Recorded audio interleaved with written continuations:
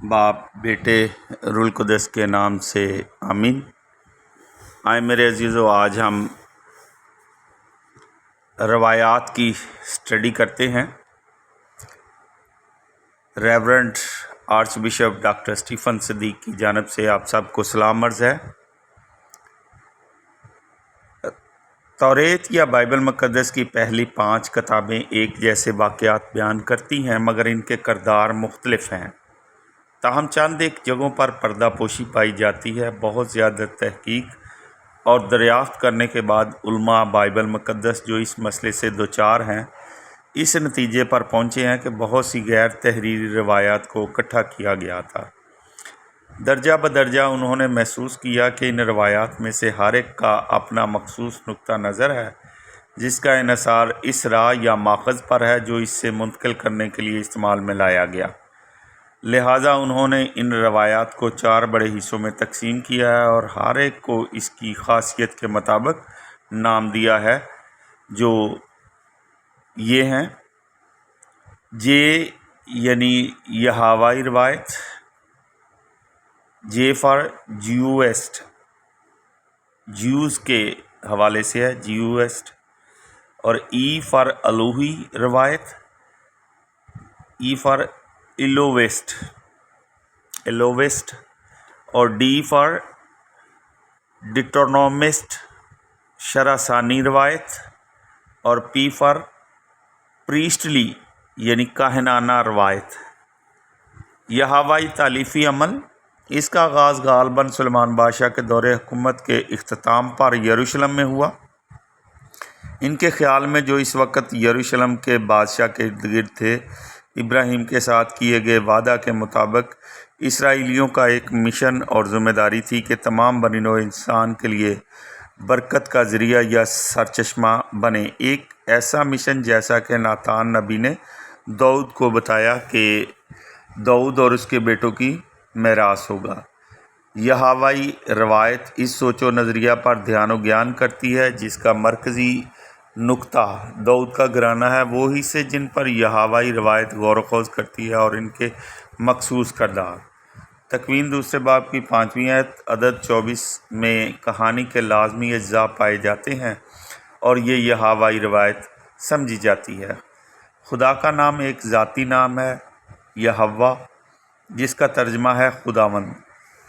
इस रवायत के समझने का अहम ज़रिया या असूल इस वादे में है जो इब्राहीम के साथ हुआ था। ये वादा इंसानियत को इस तबाही और बर्बादी से बचाने का एक मंसूबा है जो गुनाह पर गुनाह करने का नतीजा बनती है। तकवीन दूसरे बाब की 11वीं आयत ये एक वादा है जो इब्राहीम और इसकी नस्ल से पूरा होगा।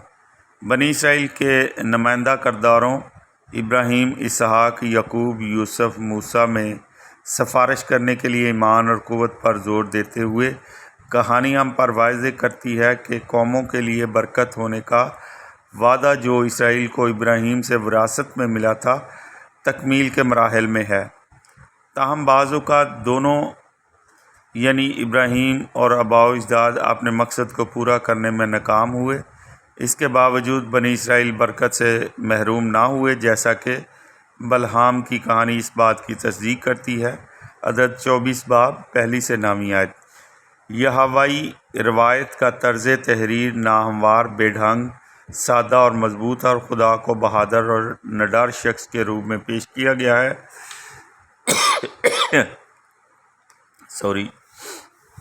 इसका इजहार खुदा और इब्राहीम, खुदा और यकूब के दरमियान गुफ्तगू, फ़िरौन के साथ बहस व तकरार, आफ़तों, बहर कुलज़म का अबूर, बियाबान में पेश आने वाले बहुत से वाक़यात में तहरीर किया गया है। हर कबीले का वाक़यात की मुंतकिली का अपना तर्ज़ बयान था जो इसने मुंतकिल किया, जो कि इन वक्तों और जगहों से मुतासर हुआ था जहाँ वो रहे थे। वो सिर्फ़ ईमान था, जैसा कि इब्राहीम का, कि इसराइली और इनकी नस्लें वादा को मिरास में पाएंगी। ख्याल किया जाता है कि यहावाई रवायत तकवीन, खुरूज और अदद का बुनियादी माखज़ है। अलूही तालीफ़ी अमल, ख्याल किया जाता है कि अलूही यानी ई रवायत शमाली इसराइल में मुंतकिल हुई थी। شمال میں بنی اسرائیل قوم کے لوگ دیگر مذاہب کی قوموں مثلاً کنانیوں اور فلسطینیوں کے درمیان رہنے کی کوشش کر رہے تھے، اور اسی سبب سے وہ ہمیشہ بال دیوتا کی پرستش کرنے کے خطرے سے دوچار رہتے تھے۔ صرف یہی نہیں بلکہ شمالی سلطنت میں یکجہتی اور اتحاد نہیں تھا۔ داؤد کے گھرانے سے لا تعلق بادشاہ کے لیے لوگوں کے دلوں میں بہت کم عزت اور احترام تھا، یہاں تک کہ دارالحکومت ایک سے دوسری جگہ پر منتقل ہو رہا تھا اور 4 زیارت گاہیں یعنی عبادتی مراکز بن چکے تھے، جیسے شیلو، شکم، بیتیل اور دان۔ جنوب میں یہوہ کے پہاڑی علاقہ کے مقابلے میں یہودا کے پہاڑی علاقہ کے مقابلہ میں شمالی میدان اور زرخیز سرسبز و شاداب علاقہ تھا، لیکن غربت اور ناانصافی عام تھی۔ اس کا مقابلہ کرنے کے لیے انبیاء الیاس، الیشع، آموس، ہوشیہ جنہیں موسیٰ کی روح ملی تھی نے امیر اور طاقتوروں کے خلاف اپنی احتجاجی اور مزاحمتی تحریکیں جاری رکھیں۔ الوہی روایت ان انبیاء کی تعلیم و تربیت پر دھیان دیتی ہے اور بنی اسرائیل کی قوم کی ابتدا اور ذمہ داری یعنی مقصد کا مطالعہ کرتی ہے۔ وہ حصے جن پر الوہی روایت غور و خوض کرتی ہے اور ان کے مخصوص کردار: تکوین 20 باب 1 سے 17 آیت ابی ملک اور ابراہیم، 22 باب 1 سے 19 آیت اسحاق کی قربانی، 37 باب یوسف کی کہانی کا بیشتر حصہ، خروج 2 باب اور 3 باب، موسیٰ 20 باب 2 سے 7 آیت، 10 احکام 20 باب 22 سے 23 باب کی 19 آیت، مختلف قوانین، عدد 12 باب 1 سے 15 آیت موسیٰ کی سفارش، اور 23 باب 1 سے 30 آیت بلعام کے سخن۔ الوہی روایت میں عموماً خدا کے نام کو اسم الوہیم سے ظاہر کیا گیا ہے۔ خدا ایک آزاد فوق الفطرت ہستی ہے جو کسی ایک مخصوص جگہ تک محدود نہیں۔ بنی نوع انسان اس خدا کی فرمانبرداری کرتے ہیں۔ خدا نجات کا سرچشمہ ہے، لوگوں کو چاہیے کہ اس کے حضور ڈر اور احترام سے چلیں۔ خدا نے لوگوں کی وفاداری کا امتحان لیا، لیکن وہ کم و بیش ہمیشہ بے وفا رہے۔ الوہی روایت یہوائی روایت میں پائے جانے والے بہادر اور نڈر خدا کے تصور سے اجتناب کرتی ہے۔ وہ خواب یا رویا میں ظاہر ہوتا ہے یا فرشتے کے ذریعے آدمیوں سے ہم کلام ہوتا ہے۔ تکوین 22 باب 11 سے 18 آیت۔ الوہی روایت کو یروشلم میں یہوائی روایت میں شامل کیا گیا، لیکن مجموعی طور پر یہوائی روایت کو فوقیت ملتی ہے، اس لیے الوہی روایت کی کمی پائی جاتی ہے۔ الوہی روایت میں یہوائی کی نسبت زیادہ اخلاقی رنگ پایا جاتا ہے۔ شرح ثانی تالیفی عمل: جب 622 کاف میم میں جب شمالی دارالحکومت سامرا کو زوال آیا تو 4 زیارت گاہوں یعنی عبادت گاہوں کے کاہنوں نے یروشلم میں بھاگ کر پناہ لی، اور ایسا کرتے ہوئے وہ تحریر شدہ تماروں کو بھی اپنے ساتھ لے گئے۔ یہودا کے بادشاہ حزقیہ کے زمانے میں جنوب میں معاشرتی ترقی اور خوشحالی وقوع پذیر ہوئی، اور خیال کیا جاتا ہے کہ غالباً اس وقت امثال، مزامیر اور ہوشے کی تعلیمات کو ترتیب دیا گیا۔ معلوم ہوتا ہے کہ اسی وقت الوہی روایت کو جو شمال سے لائی گئی تھی پہلے سے موجود یہوائی روایت میں یروشلم میں شامل کیا گیا۔ مزید یہ کہ موسیٰ کے وقت سے پائے جانے والے مختلف قوانین کے ایک آزاد ضابطے کو بھی جو شمالی اسرائیل میں ملا تھا ترتیب دیا گیا، اور خیال کیا جاتا ہے کہ وہ تثنیہ شرح کی کتاب کا اہم حصہ بن چکا ہے، مثلاً ابواب 5 سے 29۔ سامرا کے زوال کے 100 سال بعد 622 کاف میم میں یوشیا یروشلم کا بادشاہ بنا اور ملک میں امن اور خوشحالی آئی۔ یوشیا بادشاہ نے ایک مذہبی اصلاحی تحریک کا آغاز کیا۔ جب ہیکل کے اندرونی حصہ کو صاف اور مرمت کیا جا رہا تھا تو تثنیہ شرح کا 100 سالہ پرانا ہاتھ سے لکھا ہوا نسخہ ملا۔ ملوک کی دوسری کتاب 22 باب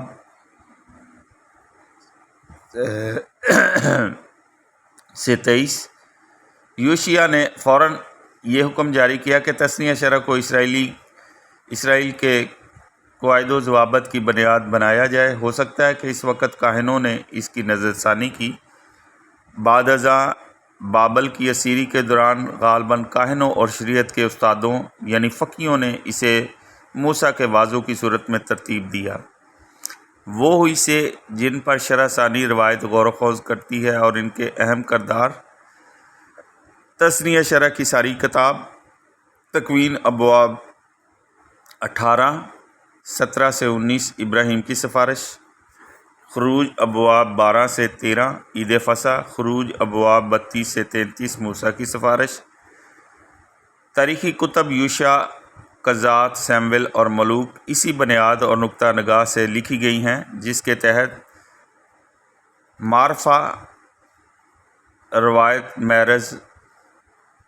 مارز تحریر میں آئی۔ تثنیہ شرح کو سمجھنے کے لیے بنیادی اصول خدا کے لوگ، شریعت، ملک، ہیکل کے الفاظ میں ہے۔ خدا نے محبت کی خاطر اسرائیل کا انتخاب کیا۔ ابراہیم کے ساتھ کیے گئے وعدے کے ذریعے خدا کے ساتھ ان کا ایک خاص رشتہ قائم ہوا اور اس کے لوگوں کی حیثیت سے انہیں ایک خاص مقصد اور ذمہ داری سونپی گئی۔ آج تک اسرائیل کو صرف خدا پر ہی انحصار کرنا چاہیے۔ قانون کسی کے ساتھ بھی رعایت نہیں کرتا، یہاں تک کہ بادشاہ کے ساتھ بھی نہیں۔ یہ ہر ایک کے لیے طرز زندگی اور ضابطہ حیات ہے۔ اگر تم قوانین کی پیروی کرو گے تم زندہ رہو گے، اگر تم حکم عدولی کرو گے تو تم تباہ اور برباد ہو جاؤ گے۔ خدا یقیناً اپنا وعدہ پورا کرے گا۔ ملک خدا کی طرف سے ایک عطیہ اور تحفہ ہے۔ ماضی میں خدا کے ساتھ ملاقات کی یادوں کو دل میں قائم و دائم رکھنے پر زور دیا گیا ہے۔ سن اے اسرائیل، خداوند ہمارا خدا ایک ہی خداوند ہے۔ ماضی میں خدا کے عجیب و غریب تجربات کو یاد کرنے کے ساتھ ساتھ حال میں انہیں جاری رکھنے پر بھی زور دیا گیا ہے۔ شرح ثانی روایت اپنے مخصوص انداز یعنی بیشتر کہانیوں کے دہراؤ اور واضحانہ طرز بیان کی بدولت جو کہ دل سے ہم کلام ہوتا ہے اپنے آپ میں قائل کرنے کی قوت رکھتی ہے۔ کاہنانہ تالیفی عمل اس روایت کا بیشتر حصہ شاید اسیری کے دوران مارز وجود میں آیا تھا۔ بادشاہی کا کھونا، بادشاہ اور ہیکل کا نہ ہونا، حزقییل اور اس کے ارد گرد کاہنوں کے لیے روحانی طور پر بہت بڑا دھچکا اور صدمہ تھا، کیونکہ وہ اس وقت ڈاماڈول ذہن کے ساتھ غیر یقینی سوال کی کشمکش سے دوچار تھے۔ عہد اور وعدہ کا کیا بنے گا؟ بنی اسرائیل کی تاریخ پر غور و خوض کرتے ہوئے انہوں نے اپنے آباء و اجداد خدا کے درمیان تعلقات کو ایک نئے نقطہ نظر سے دیکھا اور اس کے بارے میں اپنے مطالعہ میں وسعت اور گہرائی پیدا کی، یہاں تک کہ بابل سے واپسی کے بعد بھی عزرا کے دور میں منتقلی کے وقت تک کاہنوں نے اپنی اس ذمہ داری پر دھیان و گیان جاری رکھا۔ کاہنانہ روایت مربوط طریقے سے ان کاہنوں کے خیالات کو مستقل مزاجی سے ظاہر کرتی ہے۔ ان کاہنوں کا شکریہ جو یروشلم میں واپسی اور ہیکل کی تعمیر نو کے لیے پراعتماد تھے، اور کاہنوں کی رہنمائی کے لیے احبار کے نام سے کتاب لکھی گئی تھی۔ وہ حصے جن پر کاہنانہ روایت غور و خوض کرتی ہے اور ان کے اہم کردار: تکوین پہلا باب 1 سے 2 آیت، پھر دوسرے باب کی 4 آیت، کائنات کی تخلیق کے دن۔ تکوین 9 باب 1 سے 17 آیت، نوح کے ساتھ عہد۔ تکوین 17 باب 1 سے 14 آیت، ابراہیم کے ساتھ عہد۔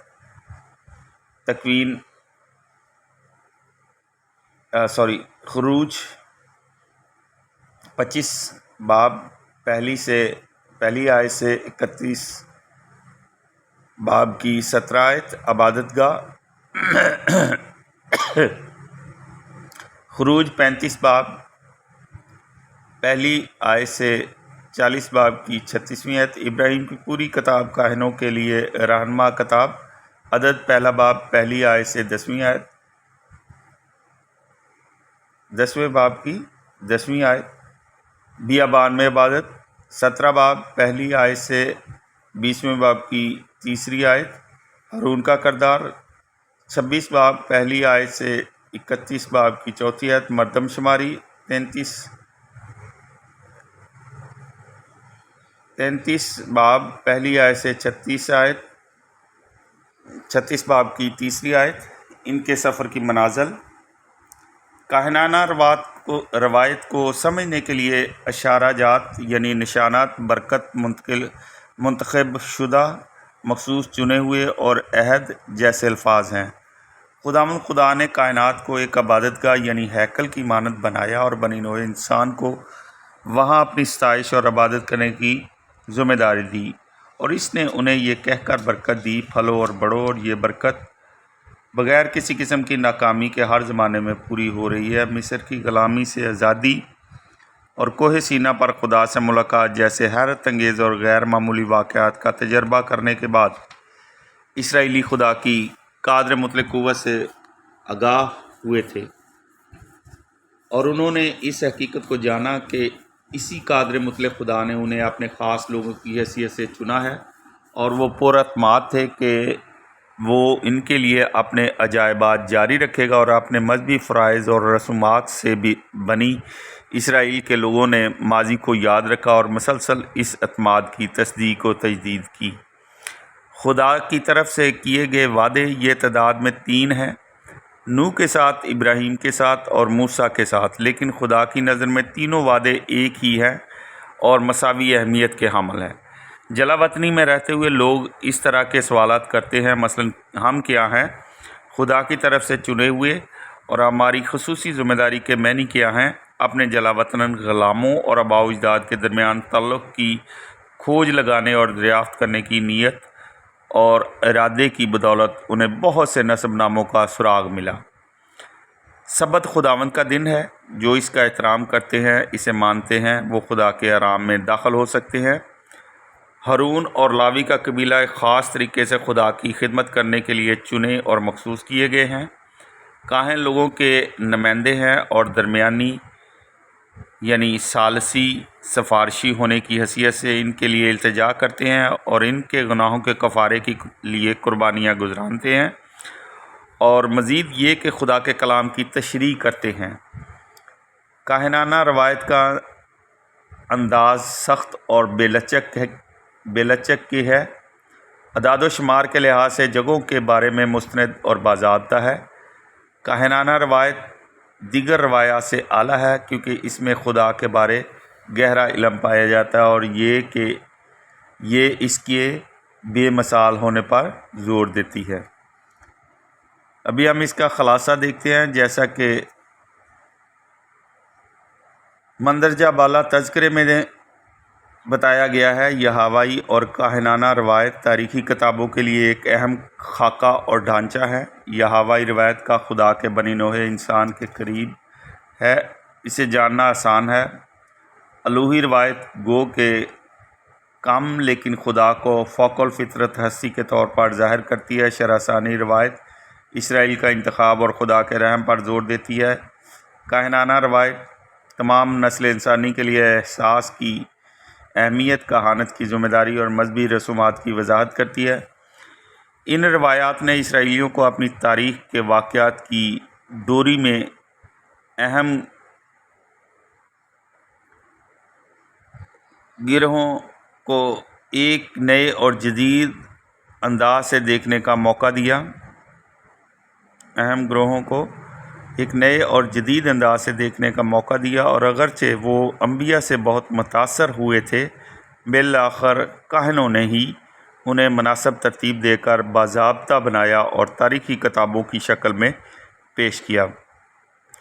सारी बाइबल एक ऐसी कौम की पेशरफ्त और इसके अमल को बयान करती है जिसने वाहिद पाक खुदा की खिदमत की।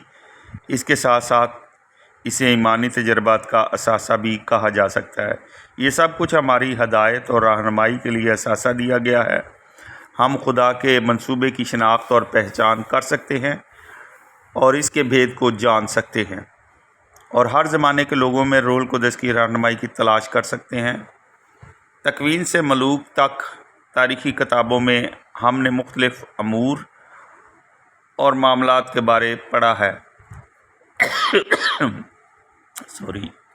इब्राहीम और इसकी नस्ल बनी इसराइल कौम का चुनाव और इनके साथ खुदा का अहद अपने लोगों की हैसियत से उन्हें